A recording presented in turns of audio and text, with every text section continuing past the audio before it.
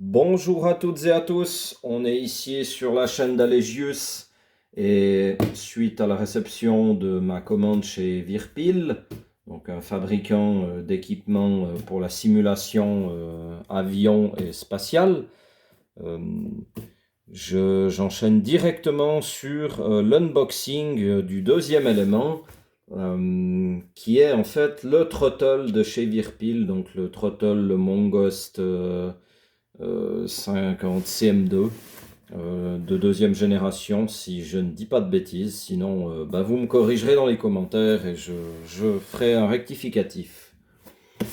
Donc là, sur ce colis-là, j'espère que ça va passer dans le champ de la caméra. Il est gros, il est plus haut que ce que j'ai ouvert avant. Donc, sans plus attendre, je vais attaquer ça.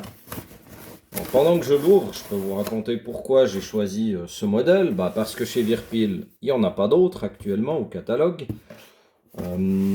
Et en plus de ce que j'en ai vu et des reviews que j'ai regardées, il me plaisait beaucoup. Donc j'ai choisi de le prendre avec dans la commande.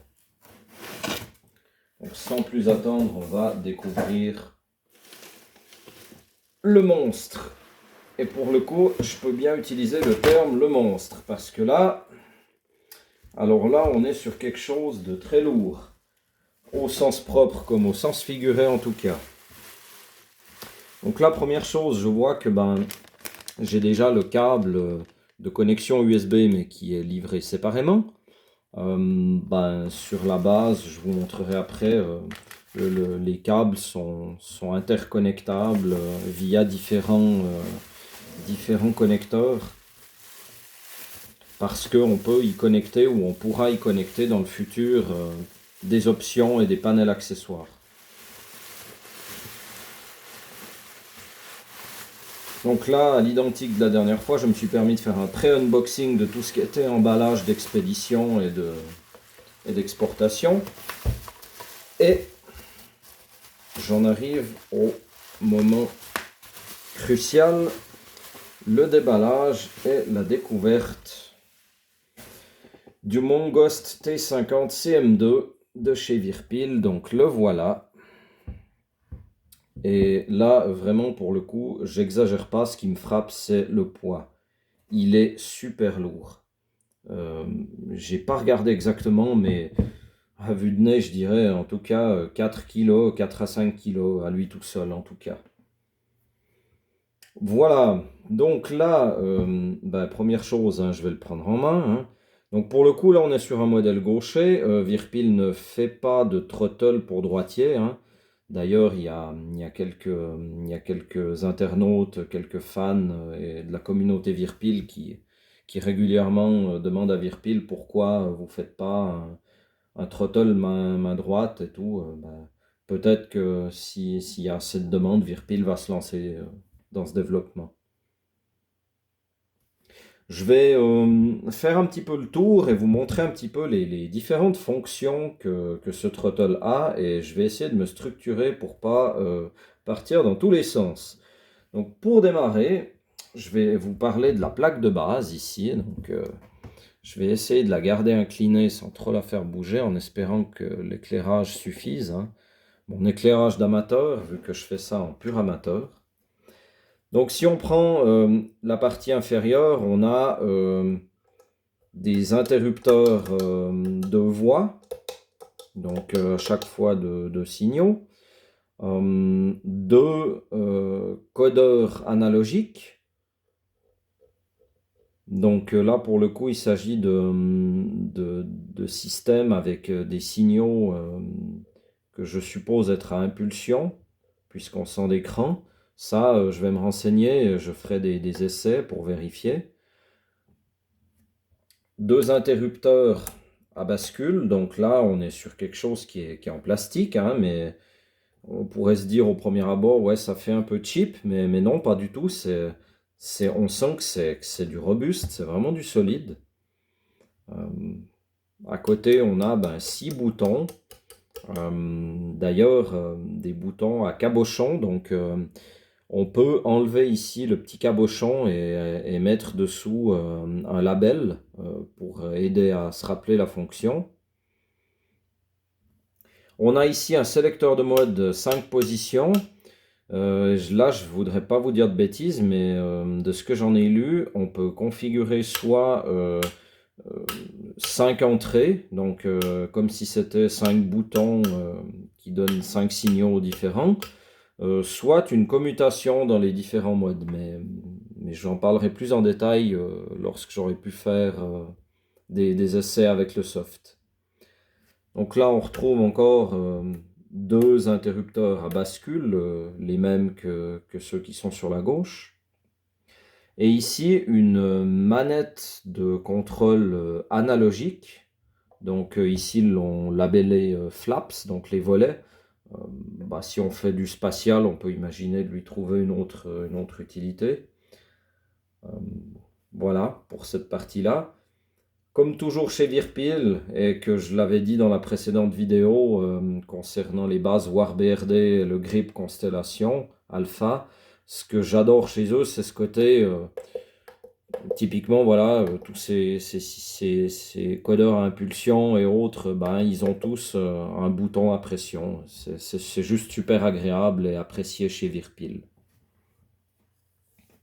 Ensuite, au niveau de la partie supérieure, donc on le voit ici, hein, on a un système à impulsion ici aussi, hein, donc là aussi turnless, donc on n'a pas de butée. On peut le faire aller. Ah ben, je ne le savais pas, je le découvre en même temps que vous, évidemment, avec pression. Super Virpil, vous faites vraiment du matériel au top. Là, j'imagine que c'est le système de déverrouillage. Donc là, déverrouillage pour pouvoir séparer la poignée des gaz en deux. Donc ces deux axes distincts, ici. Ce qu'on voit au niveau du verrouillage, c'est qu'on peut le maintenir déverrouillé. Et si on le soulève, il prend sa position et il verrouille. Mais on pourrait imaginer de le déverrouiller de manière provisoire. Il est rappelé en avant par ressort en fait. On le voit mieux comme ça, hein. Il est rappelé tout seul et on doit vraiment l'engager dans une position de maintien.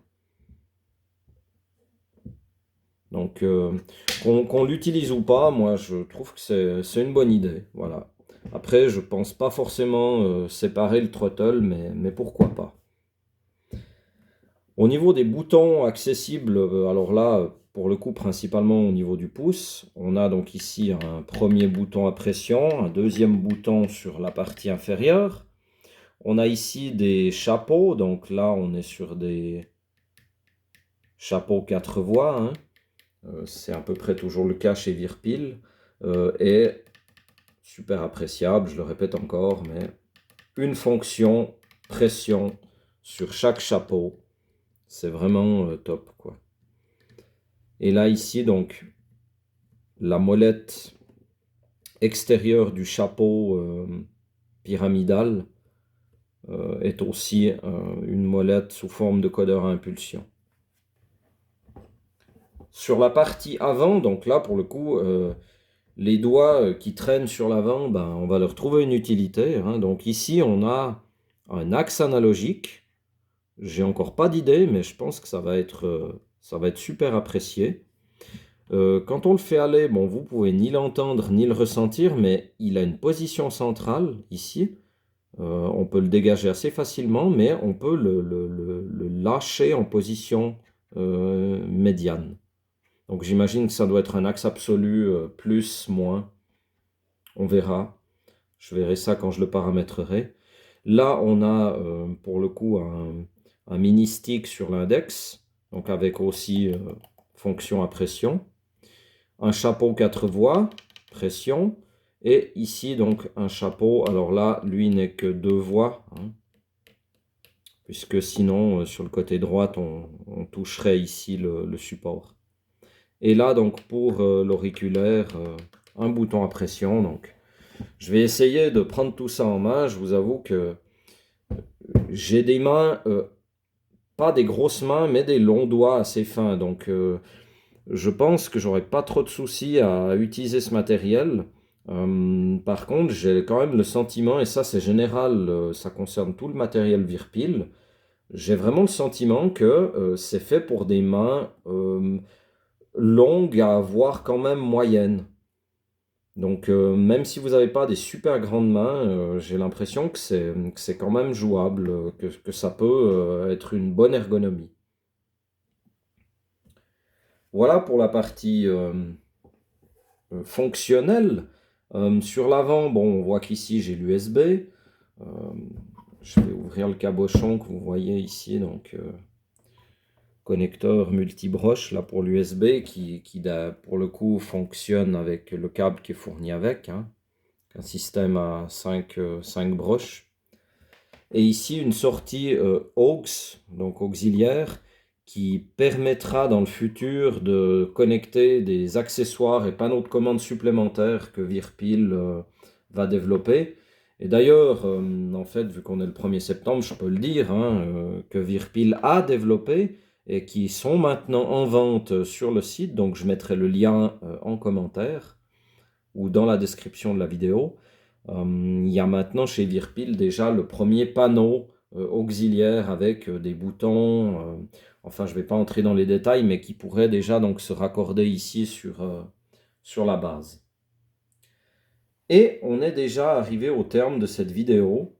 Donc je ne vais pas m'éterniser parce que bon, il n'y a pas autrement de choses à dire, peut-être encore juste quand même au niveau du feeling sur les mouvements et sur le levier. Là, j'ai vraiment la sensation d'être sur un super feeling. Euh, Tous les boutons, toutes les commandes, il n'y a aucun élément qui tremble, il n'y a pas de jeu, tout est serré, tenu en place, tout est super fluide, la base est lourde. Je dirais que même sur les supports avec les gommes fournies de base, d'origine, qui sont montées là, le throttle est tout à fait utilisable, j'imagine, sur un bureau. Pour le coup, je ne vais pas du tout utiliser ces supports à pied parce que j'ai commandé un système de support. Je ferai sûrement quelques photos, voire peut-être une vidéo sur tout le concept de montage de ce nouveau setup. Mais voilà, donc je vais m'arrêter là pour la partie présentation de ce throttle Virpil. Donc je vous remercie de m'avoir suivi et puis on se revoit tout bientôt pour la troisième vidéo, celle qui présentera le pédalier palonnier. Merci à tous, ciao!